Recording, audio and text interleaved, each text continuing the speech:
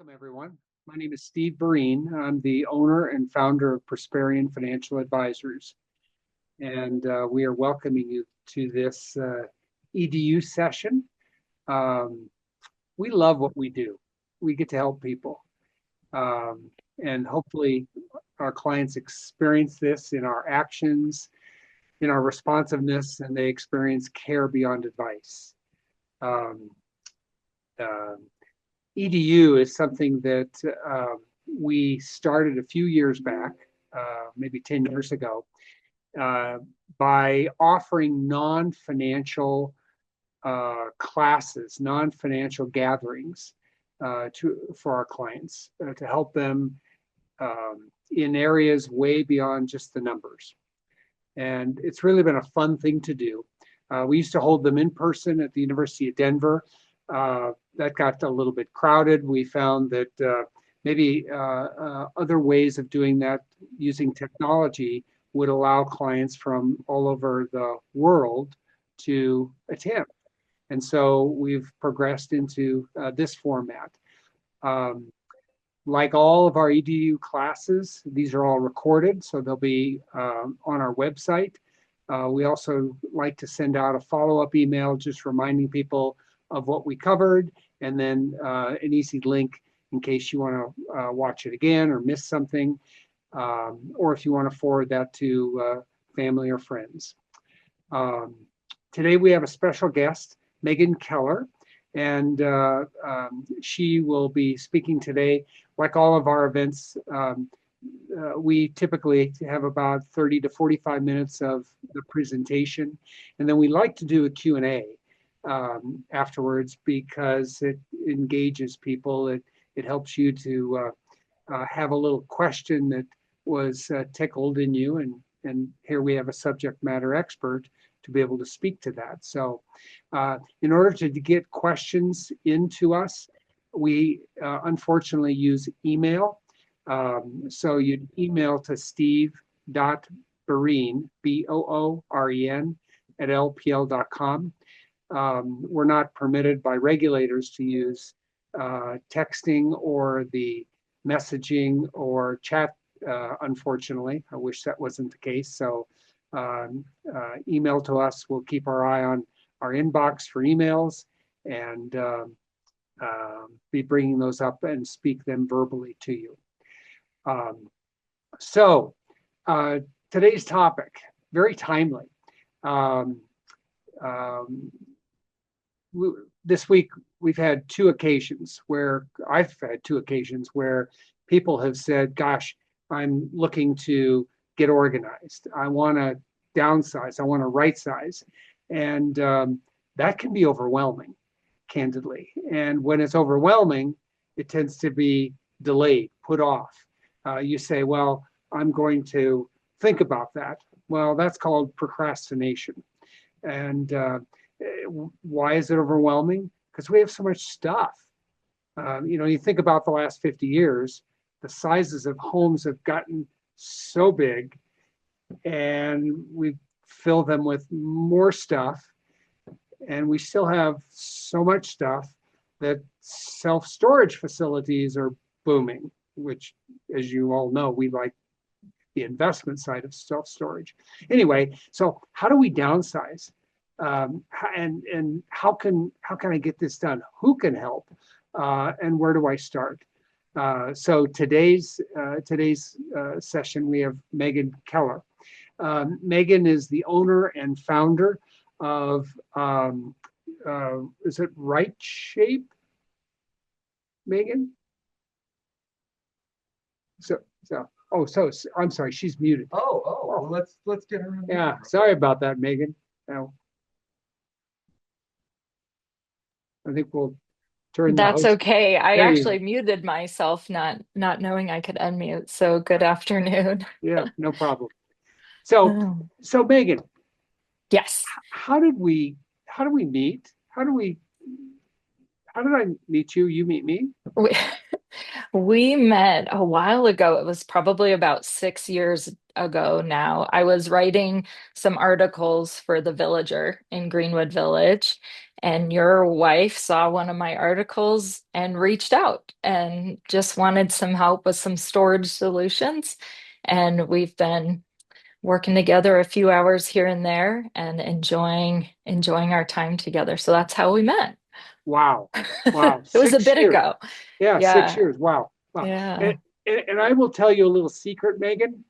Hmm. So for everyone, Megan has helped Marie and I, and it's been wonderful. And the most wonderful thing about it, all right, Megan, you don't know this, but in our pantry, everybody has a place where they keep food. In our pantry, Marie would, put some of my sweets, some of my chocolates in certain spots, and I would eat, and then I'd put some back, and I'd scatter them all around the pantry. Megan has a system, and so Steve has a little bucket that are Steve's sweets, and then there's another bucket and these are labeled, that says Marie's sweets, and then there's a third bucket that says everyone else's sweets. It is great. So, Megan, that's genius. So, It's the little things, right? yeah, it's a little thing. So anyway, so Megan, we're going to turn this over to you to let you control it, and let you take off here. And I am going to open my participants just in case we have anyone coming in. Can let them in. Well, good afternoon, everyone. I'm Maegan Keller. Like Steve introduced, I'm going to share my screen here and we'll dive right in.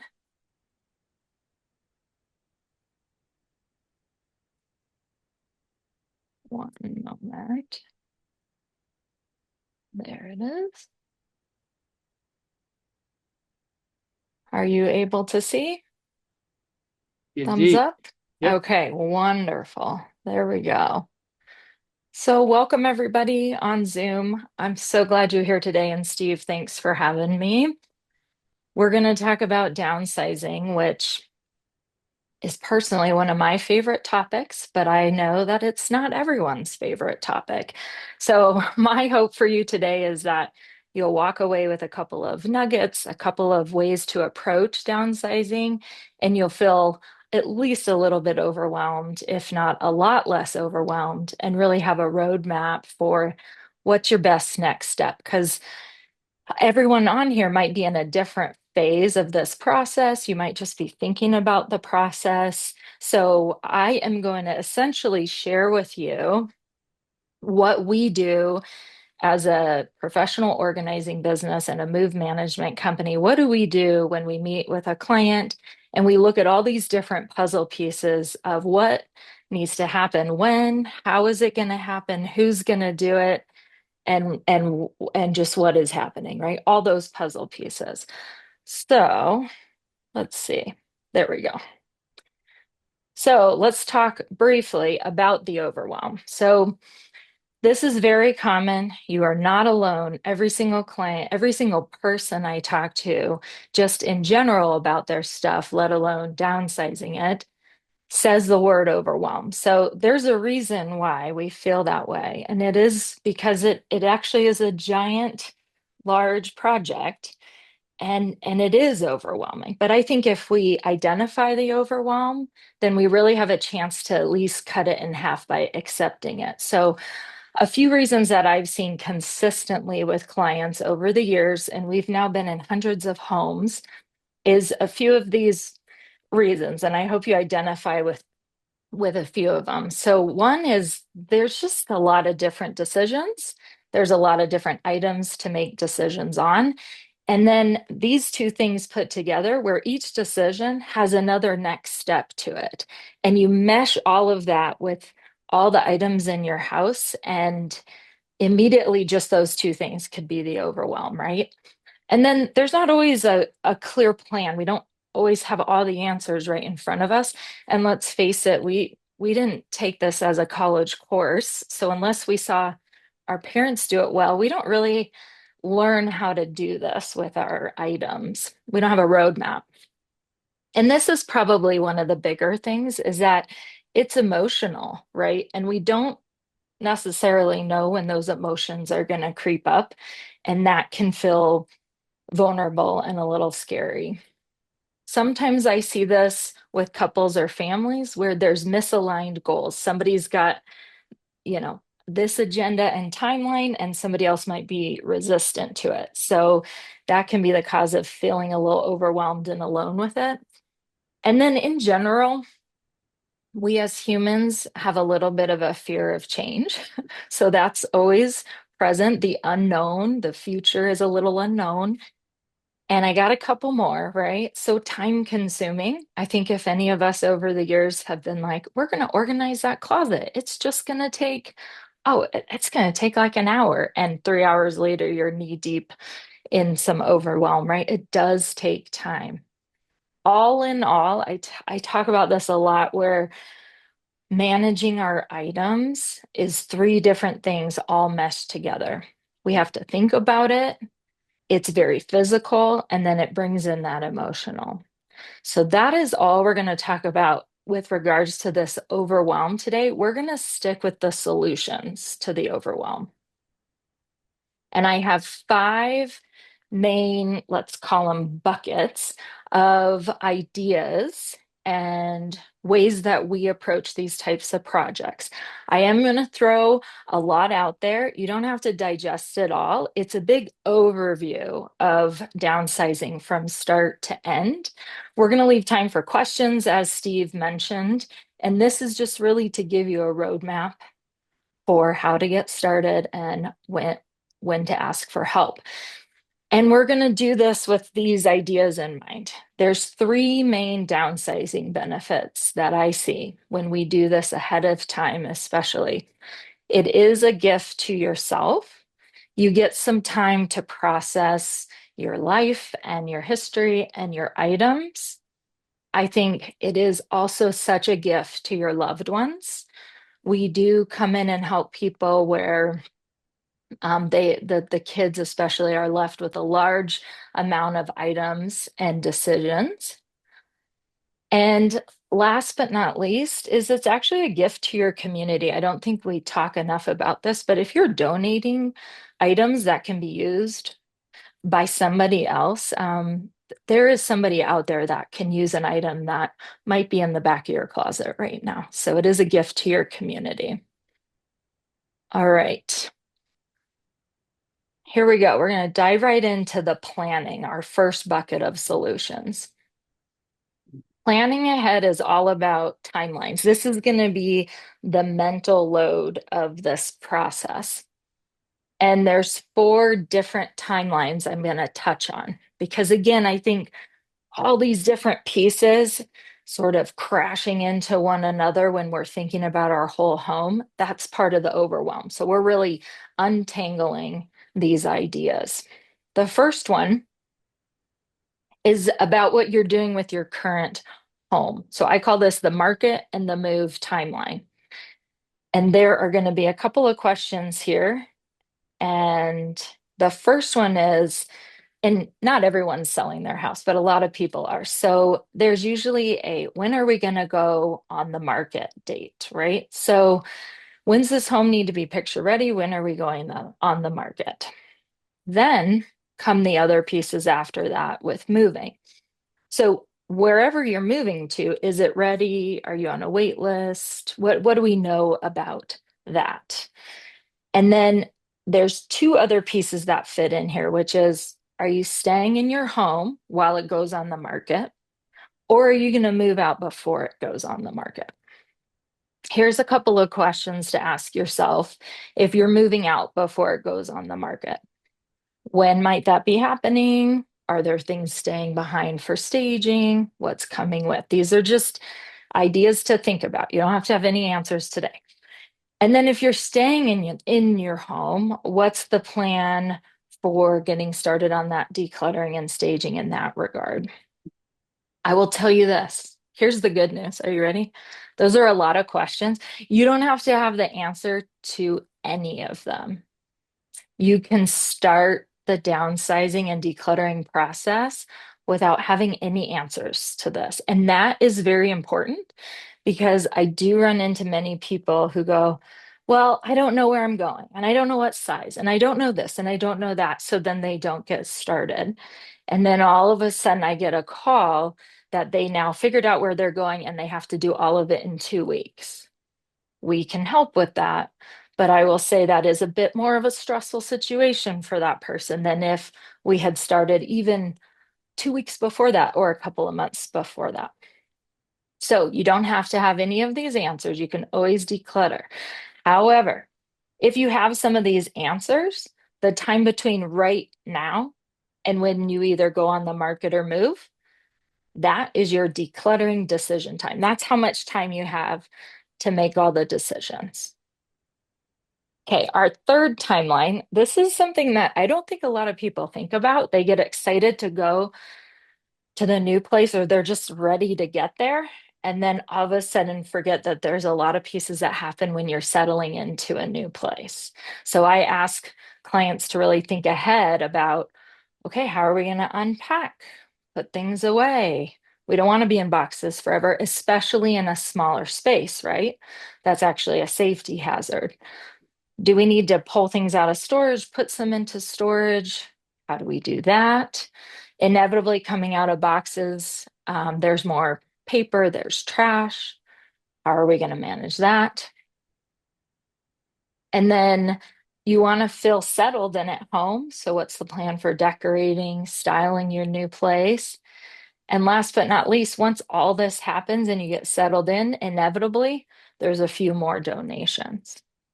So if you just if you just got a little stressed out looking at all of those, these are the nuggets and the pieces for thinking ahead. And again, I'm sharing there are people out there that help with all of these pieces, and we'll be talking more about that. Here are the people helping with those pieces. And when do you call them? I get these questions a lot. So, organizers and move managers, people that do what we do, you want to give them a call right away as soon as you can because we're really the project managers, and everything I'm saying today, you can manage on your own, or you can hire it out completely or do some sort of like half and half version of that. Movers, I recommend about a month, storage a couple weeks, and trash and donations. You can always get things done faster than this, but these are sort of the timelines that I find are pretty successful. Okay, deep breath. That was bucket number one. Planning, lots of the mental timeline. We're going to move into the physical items. What items are coming, and how do I think about it? The way I think about it is like puzzle pieces. I love puzzles. Not everybody does. But I look at four main puzzle pieces when you're making your lists of what am I making these decisions on. So just like a puzzle, the first thing most of us do, I think, is we build the border, right? So building the border when you're downsizing is all about the large furniture, right? What are these big ticket items? What takes two people to carry? And the furniture basics. I put a little picture there. So we all know no matter where we're going, we need to have a bed and a couch and, our favorite chair and coffee table, things like that. So those are your big ticket items. They fill in the border of what are some of these large essentials that you need. This next category is actually my favorite category because it's very unique. Every client kind of has a different set of non-negotiables. This is when they say, this is coming with me no matter what. I don't care how big or small it is. I don't care if anyone thinks it's silly. This is sentimental items, favorite belongings, and I put pleasure and delight because, I've had a client like pick up a coaster and they go, I know my kids make fun of me for using this old coaster, but it just makes me happy to set my water on it. It's those little and big things, memorabilia, those are the non-negotiables. And I find that once a client identifies that they can take some of these items, it calms down the nervous system. This is what I call the essentials category, but it's a little bit like the boring category. It's just those regular everyday things. What do I need and use every day? Kind of well, no duh, I need soap in my bathroom. And the reason this is an important category, though, is if you know you only have so much space, say in a bathroom, you have to start with your essentials because all the extra backstock or extra makeup or, we only have so much space. So always kind of start with some of these essentials. And this last category is probably the category that might overwhelm people the most. So I want to talk about this word right sizing real quick before I give you the big list. Yeah. So right sizing, some of you may have heard this already. It is kind of a buzzword. And it's essentially the Goldilocks approach, right? Something's too much, too little, just right. Too hard, too soft, just right. The goal of downsizing, in my opinion, and I think a lot of professional organizers, is how do we get, sorry, I got a ping. Let me let someone in. What is the right amount of items that we can take so that we have the maximum amount of comfort and like warmth, where when you don't want to move and not bring enough that it feels kind of stark. It doesn't feel like home. And then you don't want to bring so much that you're overcrowded. But there's a lot of categories to right side. So how much do I want to take and how much room is available? Those things at a certain point have to match up. And this bucket is a big one because it's kind of everything else in the house. I listed a few categories there for you to think about. Ooh, it's a lot to keep track of. This may seem like a no duh, but I thought I'd give you these ideas. I like to keep an ongoing typed document where I can check things off as they're getting packed or as decisions are being made for a client. Sometimes people like to see visually, like the blue painter's tape or different colored stickies, donate is blue and green means go, like it's coming with us. So you'll have to find what works for you, but those are just a few ideas. But keeping track of it is helpful. That way you're being most efficient with your time and energy. Okie doke. We are now in our third bucket, and I'm going to tell you that I think this is probably the most important one. If there is one thing I hope you take away from today's presentation is that this slide right here, if we take a deep breath, if we zoom out and look at the big picture, we have to know why we're doing what we're doing. And there's a lot of different reasons, right? Why we might be doing it. There's probably as many different reasons as there are people in this session today. But a lot of the ones I hear are, I'm moving closer to family. I'm going to be able to do my favorite hobby a little more easily. I want to be more social and have that social aspect of my life more accessible to me. Or I want to travel and I don't really want to be doing yard work and taking care of my house anymore. While we all know there's maybe health reasons or a change in relationship or somebody has passed, there's so many reasons. You have to find it for yourself and identify it. And maybe there's a couple of different ones. But I want you to hold that reason really close to your heart because downsizing and just moving in general is this robust. I like to use the word robust. It's a very robust project. So we need to partner these two things where we accept the robustness of this project and we know, oh, I feel overwhelmed for a reason. This is a lot, but I'm doing it because. So I have a little mantra. This is a big project. It's likely gonna cost me more time, money, and energy than I want it to, right? We all want to wave the magic wand and it's done. But I want to do it because. and you got to insert your why. Very important. I find when clients, they might know their why, but they haven't accepted the process, there's just more angst. And I don't think with downsizing we need any more angst. So I hope this is helpful here.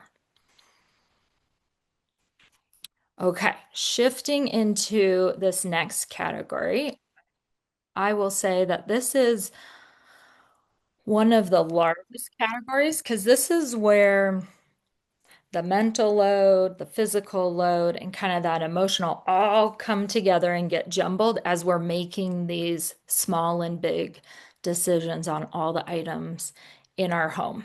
And what I've done is really highlighted 5 decision-making strategies that I want to share with you. And they're just food for thought. I think sometimes with the stress and overwhelm, we can get really kind of tight in our bodies about this process. So I invite you just to relax, and it can actually be a little bit playful. Okay. So these are just ideas, tips to try on and see what works for you as you dive into this process. The first one is one of my favorites. It's the movement motivation cycle. And what does that mean? That means we can't really just sit around and think about it, unfortunately. We have to get up and get going and move, like physically start moving something. So you'll see there's a picture of a gal just touching a bookshelf, right? So maybe it's deciding on one book. Maybe it's making some decisions on just one level of a bookshelf. Once that physical movement happens, you actually get a dopamine hit, and that goes, oh, let's keep doing this a little bit more. It's kind of like going to the gym a little bit. I've heard, maybe just start by putting on your shoes, right? And then go out to the walk or then go to the gym. Just drive over there and you might actually go in, right? So that get our bodies moving. It'll help break the procrastination and it builds momentum. This next strategy is actually 2 different strategies being compared, and you'll know what one is right for you. It's either gradual progress, starting small and building up towards the larger, more scarier room or project in the house. A lot of times it's the basement or the garage. And then versus Eat the Frog, right? There's a book, Eat the Frog, where you're going to do the most unpleasant, the largest project right off the bat. These are my clients who are like, all right, I decided to hire you, let's go. And they want to go right into that hardest project first. There are some pros and cons. Again, food for thought. That gradual progress that, oh, I'm just going to do one bookshelf, right? One drawer. We hear that a lot. Those are small wins. You're building momentum. And I think you don't get as overwhelmed, but you might still be actually dreading or maybe procrastinating on that large project. Maybe not. It does work for some people. And then the pros and cons of, doing that really large piece of it first is that you might feel that immediate relief and then everything else feels a little easier. So your dread is pretty reduced. However, at times it can backfire and you can get a little burned out and a little overloaded. So those are 2 different approaches to the same problem. And I would love to hear what works for you one day. It's different for everybody. I'm just gonna have a quick sip of water. Okay, our third strategy, it sounds pretty basic, yes, no, maybe. And at the end of the day, it really is. But I was actually sitting with a friend last week, I think, and I was telling her about this presentation. And so she starts launching into this whole story about how she decluttered 40 years worth of journals. She's 71. And so she starts saying this, and I realize her yes and no are different than mine. So I think, and we were talking about it and comparing notes, and I said, I'm going to put that in my presentation. I always thought everybody thought like I did, which is over here, which is say we're decluttering a closet and we pull out a jacket. My strategy has always been, oh, I love that jacket. So of course I'm going to keep it. Or say another jacket comes out, I'm like, oh, that doesn't fit anymore. I don't want it. I don't like it. And it's a no and out the door, right? So I think that's pretty common. I'm going to share with you, she had an opposite. Her brain thought opposite. She pulls out a jacket and she's like, oh yeah, donate it. Out it goes. And or she pulls out another jacket and says, no way. I'm not going to let that go. I'm keeping it. So just a totally different flip there. One might feel best for your brain than another. I will tell you, this is guaranteed info here. After you do your yeses and nos, your maybes are going to be a lot easier. Okay, so we'll keep to our closet metaphor. We've got our yeses and our nos. If you pause, that's a maybe. That's an automatic maybe. Your yeses and nos are in your gut. Okay? You know them to be true. You can answer it pretty darn quickly. So put those maybes in a pile for later and come back to them. They will be easier. I find that when we're having a hard time making a decision, that the maybe pile is usually full of no's that just have a story to be told.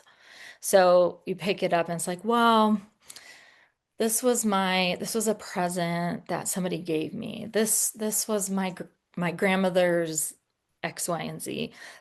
But sometimes once that story is heard, people are ready to then let go of it. But these maybes really do need processing time, and it's okay to give them time. It's also okay to say, I'm still not sure. We just don't want the I'm still not sure pile to be larger than any of the other piles, right? Eventually, we have to make those decisions. And last but not least, on the maybes, I wrote letting go ritual, and that makes it sound like it's a big to do, and it's really not. It could be a matter of just telling the story about a vase that you have that you really have never put out, but you just have it in the cupboard because, so and so gave it to you, or it's something with the family history, but there's no room for it. And I've had people just say, thanks, Mom, for giving this to me. Somebody else is going to use it. They kiss the vase and off it goes. So it's okay to have my 11-year-old will like hug a teddy bear and then off it goes. It's okay to say goodbye to something that you have an attachment to. Okay. Grouping decisions is my next strategy, and I have a couple of slides here. Something that I want you to think about with this is time, energy, money.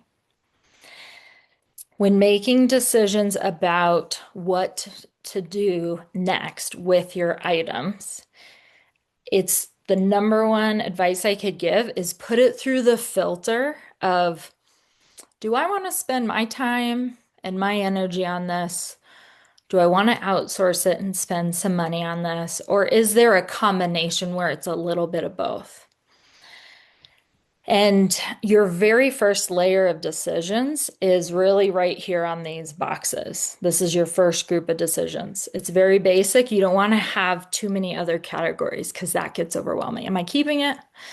Am I giving it away? And that doesn't mean you're not necessarily selling it, but just it's not coming with you, but it's not trash. Okay.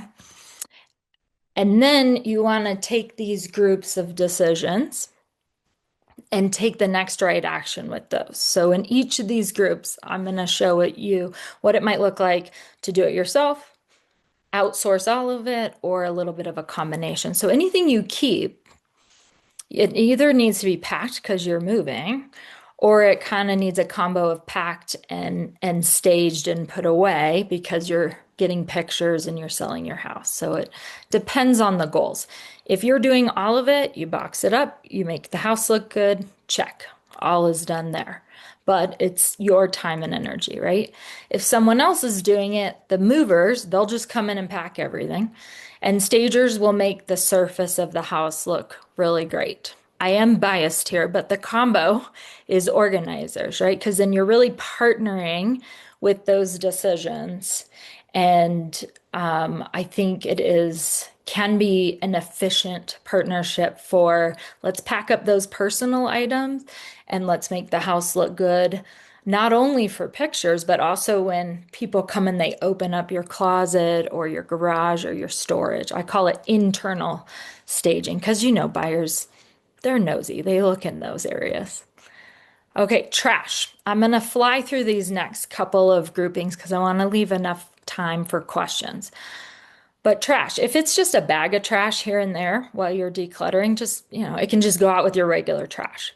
If you have larger amounts or larger pieces, say a broken desk that you can't donate, right? You can just pay, and a junk hauler will come in any part of your house and haul away the heavy stuff, the big stuff, all the garbage bags. Check. The combination is what I call the dumpster, right? You are able to haul it out, but then the dumpster can take a large load away at the same time.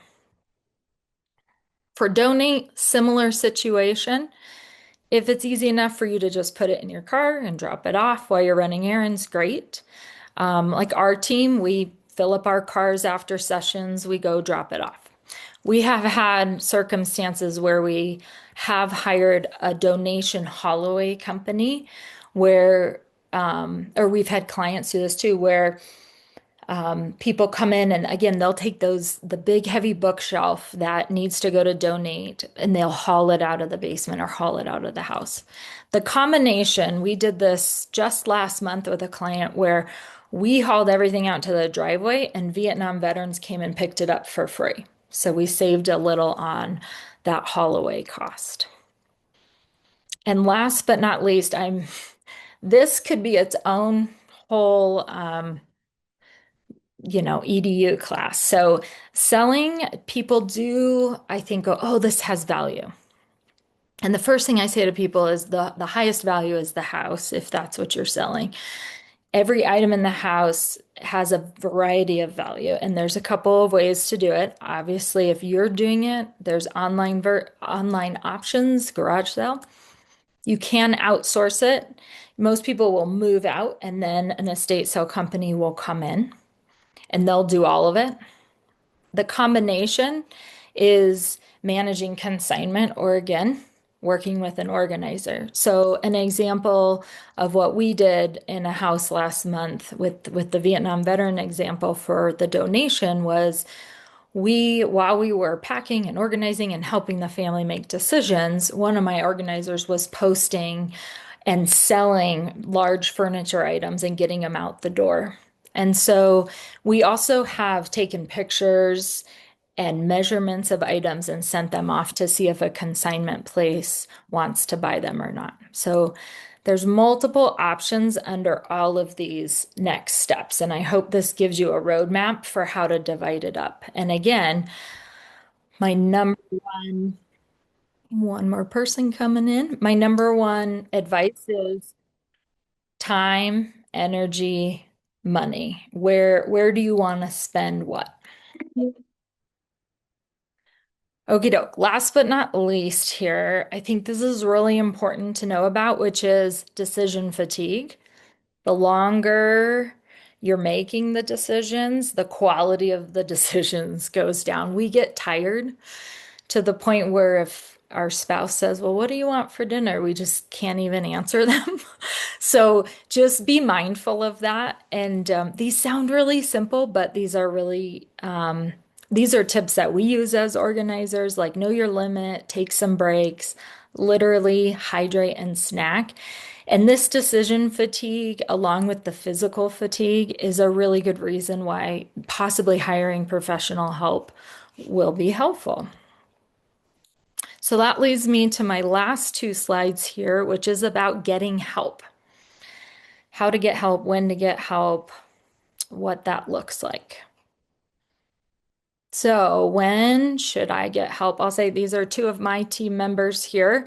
They're working on moving one of our clients into memory care within 5 hours. So we went in, we knew her preferences, packed her, moved her, unpacked her, so that it was a seamless transition for her. And that's what they're working on there. So lacking time, You've got other things to do. You're working, you're busy, you know you don't have time to do it. Grab some help. That lack of energy, grab some help. Maybe health stuff is going on. There's a plethora of things going on in life, right? And if you don't have the energy for this, or you know it's going to be easier with a buddy, that's when to reach out for help. Here's one that might throw you for a loop. When I was sharing with my husband the presentation, he said, "What do you mean lack of money? That doesn't make sense." Here's the deal. Organizers can come in even just for a few hours, and all the timeline, all the checklist, the planning that we've been talking about, they can make, or this is what we do, is I can come in for a few hours and make a whole plan for a client, and they can decide what piece of that they want to do, what piece they don't want to do. Maybe they want to try and then get back to me. So for, say, a couple of $100s, you can actually save time and energy on creating that timeline and that plan of action. And last but not least, if you're just overwhelmed.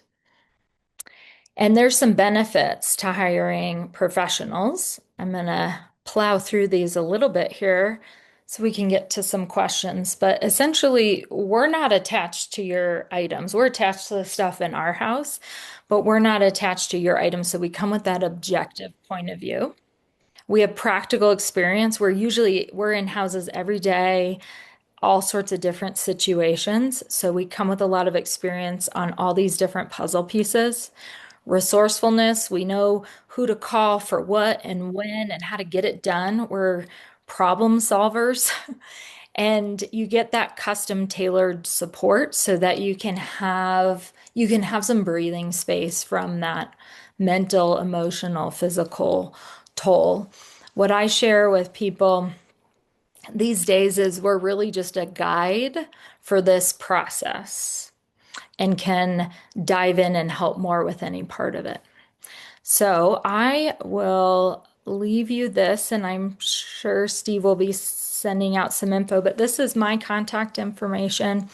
And I would just say that my hope for any of you is that when you're on this process, whether you have help or not, that it is in as much control, your own control as possible, so that when you're sitting on the other side of it, you can really look around your new space and feel a peace of mind that you've processed what you needed to process, and you feel like you have what you need, and whatever you don't have has found a new home, and that you enjoy the next chapter. So thank you. I am going to now share back to you, Steve. Me. And I think I have it. You have it. So, Okay. yeah. Great. So Maegan, how do people get started? With organizers Right. or with, How do you get started? yeah, Without just saying, "Oh, I'll do that tomorrow. I'll do that next month, next year." right, Procrastinate, which right. means you're not doing anything. You're not doing anything. Yeah. Well, I think some of those or sorry, some of those like just get moving with one thing. Mhm, I think that seems so easy to do, but actually is pretty powerful. mhm, So I think just starting with that one corner of a room and saying, okay, this one area, I'm just going to pick up one item at a time, and it's either going to go in a bag that I don't want, and I'm going to be able to drop that off, or I'm going to hang it back up in the closet because I love it. I mhm, think just starting with one item at a time, if it's just straight decluttering, and how you get started with any organizers is usually just booking a consultation, and most of us all do a free consultation. mhm, mhm. Mhm. So I had a question that came in. What's your advice on deciding? What's your advice on how do I decide to donate or sell? Mm, What do I do with this? Uh, yeah. Personal story. My mother, uh, born and raised in Germany, loved Hummels. So she collected Hummels all of her life. We inherited all those Hummels, plus I inherited all my grandmother's Hummels. So we have Hummels squared, hundreds of them. And they are very valuable to some people, but they're not as valuable to me, except sentimental. And to my children or grandchildren, they have no interest whatsoever. So Mhm. what do I do with that? I thought about, well, I could set these up on eBay. And Mhm. and my head exploded thinking about taking pictures of 100, 120 Hummels, posting them on eBay, waiting to have somebody try to buy them, try to negotiate. Then you know say, yeah, I'll sell them to you. I put them in a box, haul it to the mailbox.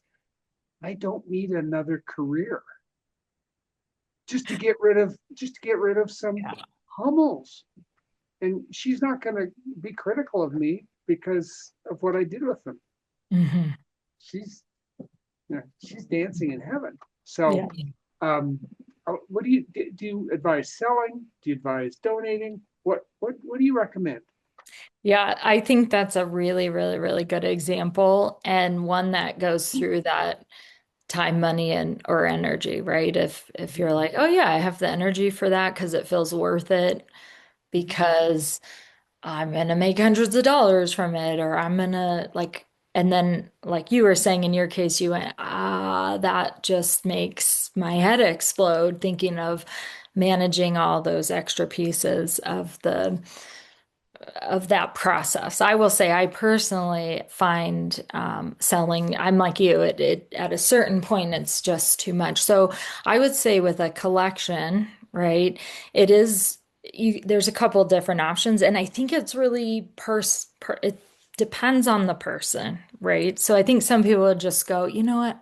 I'm just going to give those away, or I'm going to keep a couple, and off they go. I think in other circumstances you can curate, right? So I come from a performing arts and visual arts background, so I love the word curate.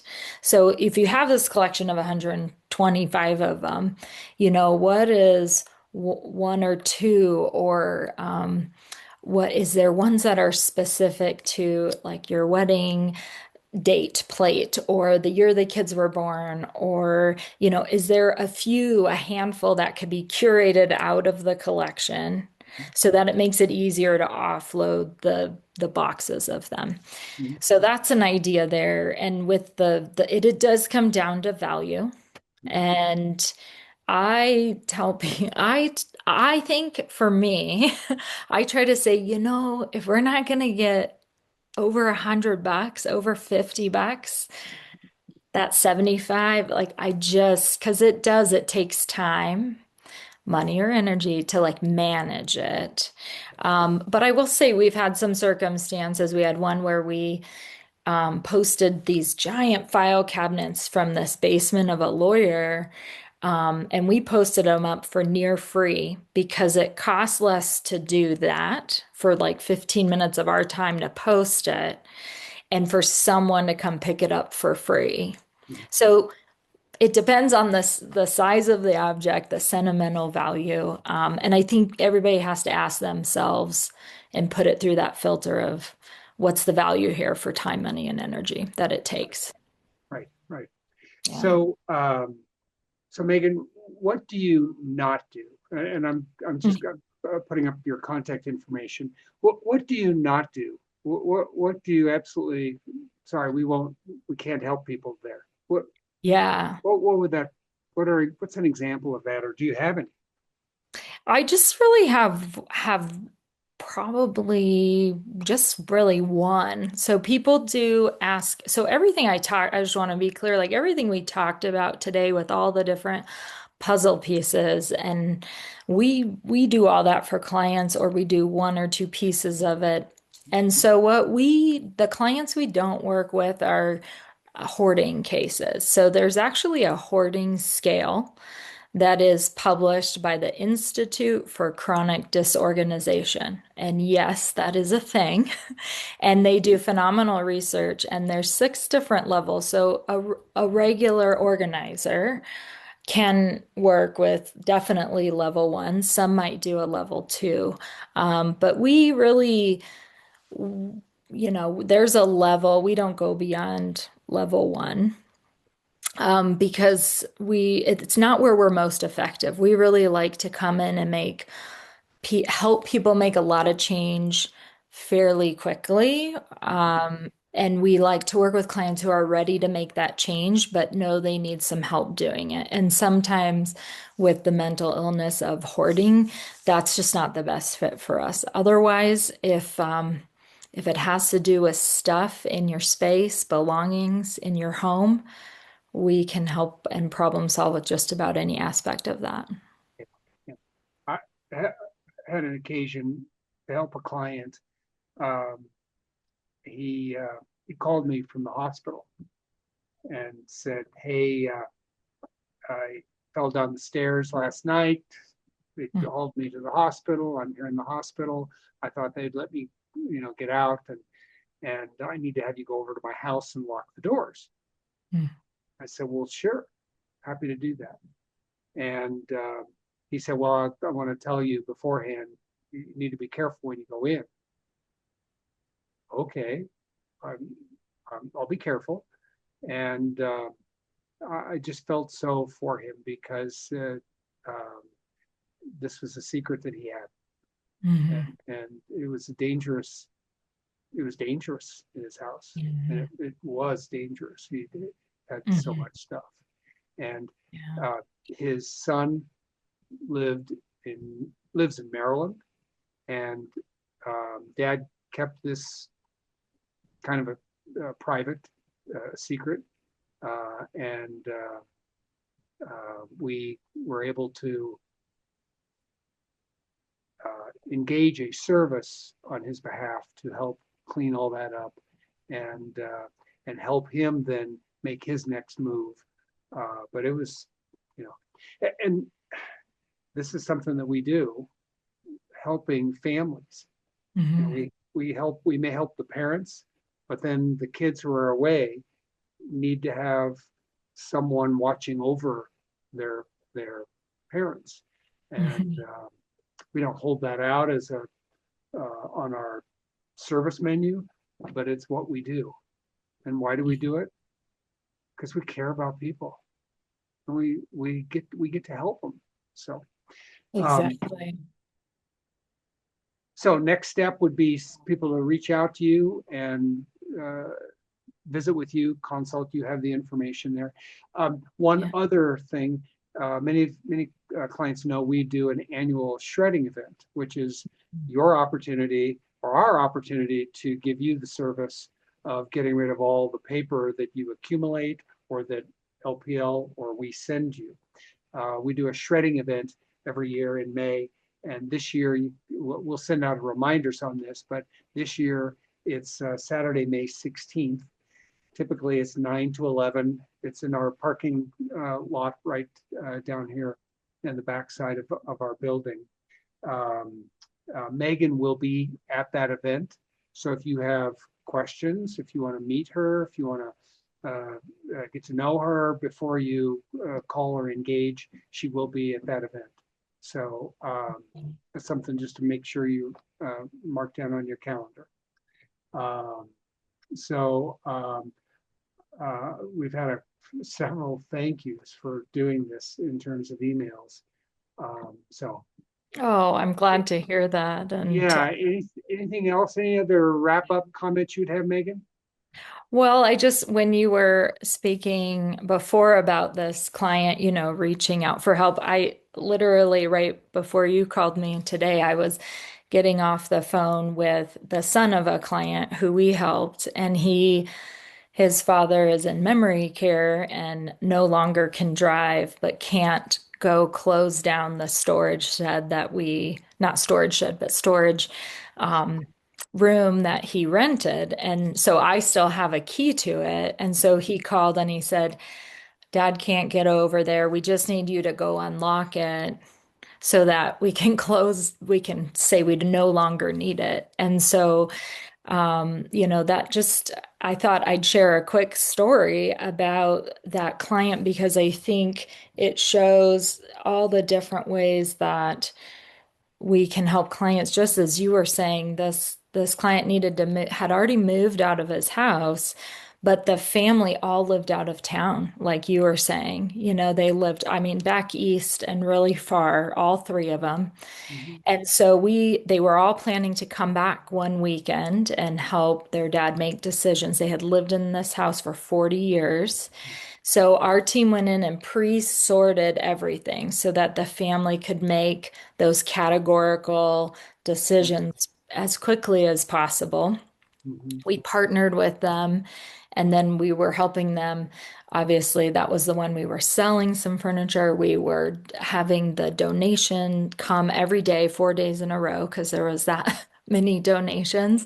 Mhm. And then we helped bring back over to the memory care some personal items that that client wanted, put up his artwork and help him settle in. So I think my final takeaway words would just be that this is a little overwhelming. There's always a lot of moving parts with this, and just to try to take it one step at a time, be kind to yourself. It took a lot of time to collect and have the items that we have in our house, so it doesn't need to change overnight. If it does, there's help for that, but it's okay to take your time, and it's okay to start even if you don't have all the answers. Yeah. Yeah.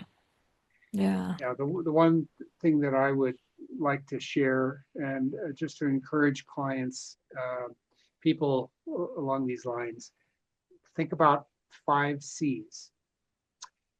If you want to make some progress, there's 5 steps that you can take.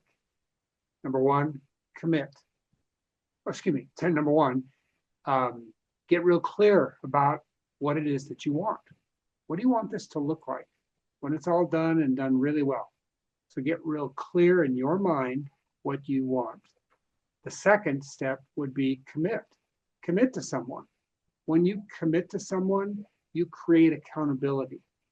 Um, then once you've committed to someone, you need to have the courage, pull up your britches. Need to have the courage to take the step to do it. Then once you've done it, you look back to see what it is that you've accomplished. And that shows you what you've done, that you actually were able to get it done. And then the last thing that will do is it gives you confidence for the next step.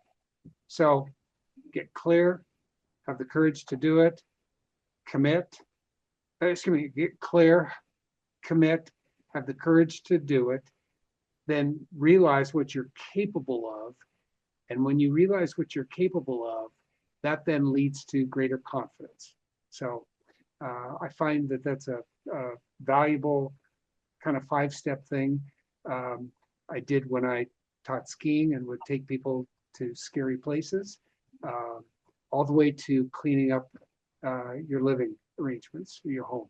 So, Maegan, thank you very much. You've been an absolute gift to our clients, who we love helping and delight in, and so just really, it's been great. So, any folks, if you have any other questions afterwards, you can send an email to us. We'll respond back to you.